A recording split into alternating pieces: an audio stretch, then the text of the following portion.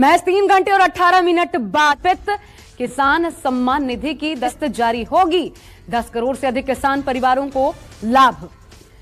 तो किसानों को एक तरीके से समर्पित किया है प्रधानमंत्री। ट्वीट करके क्या लिखा है प्रधानमंत्री ने, अन्नदाताओं को समर्पित रहेगा। दोपहर 12:30 बजे वीडियो कॉन्फ्रेंसिंग के जरिए प्रधानमंत्री किसान की किस्त जारी करने का सौभाग्य मिलेगा। इसके तहत 20,000 करोड़ रुपए की राशि पीएम किसान सम्मान निधि की 17,000 करोड़ रुपया जारी किया जा रहा है। पीएम किसान सम्मान निधि योजना के तहत किसानों के लिए बड़ी खबर। ध्यान दीजिए, पीएम किसान योजना का लाभ ले रहे हैं और आपके बैंक खाते में किसी भी योजना का पैसा नहीं आया है तो आपको फाइनली से क्या करना होगा, इस वीडियो के माध्यम से पूरी डिटेल बताएंगे। एंड तक बने रहिएगा। जैसा कि आप सभी जानते हैं कि पीएम किसान सम्मान निधि योजना में 4,000 रुपए जो है वो किसानों को साल में 3 किस्तों में दिए जाते हैं। तो उसके रिकॉर्डिंग यानी कि उसके 4 महीने के मुताबिक किसानों का पैसा जो है अब जो है 17वीं किस्त का पैसा मिलना शुरू हो गया है। ठीक है, क्योंकि 4 महीने का जो क्राइटेरिया है वो किसानों को पूरा होने वाला है।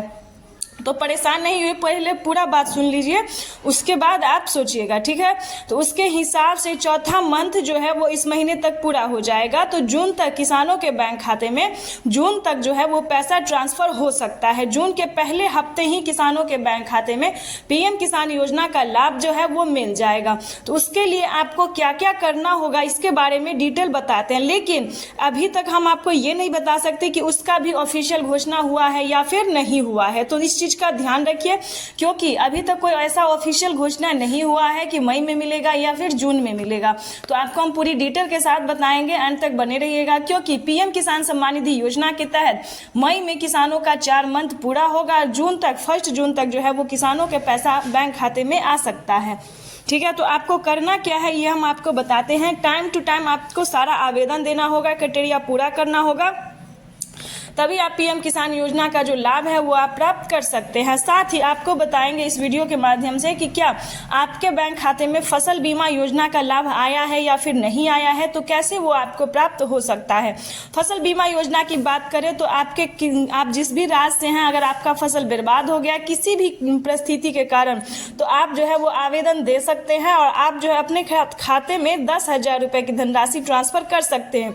लेकिन बात यह है कि आपको 2 दिन या फिर 1 दिन के अंदर में ही आपको आवेदन देना होगा। ज्यादा टाइम लेने पे आपका आवेदन फेल हो जाएगा, तो इस चीज का ध्यान रखें। ये था आपका आवेदन जो है फसल बीमा योजना का।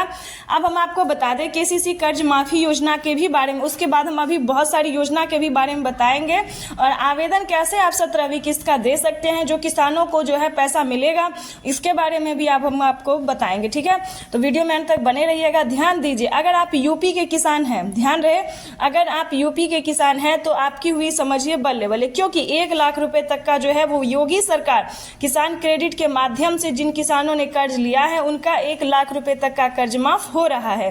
तो इस चीज का ध्यान रखते हो, अगर आप यूपी के किसान हैं तो आप 1 लाख रुपए तक का कर्ज माफ करवा सकते हैं। उसका डॉक्यूमेंट्स, उसका क्राइटेरिया अलग है।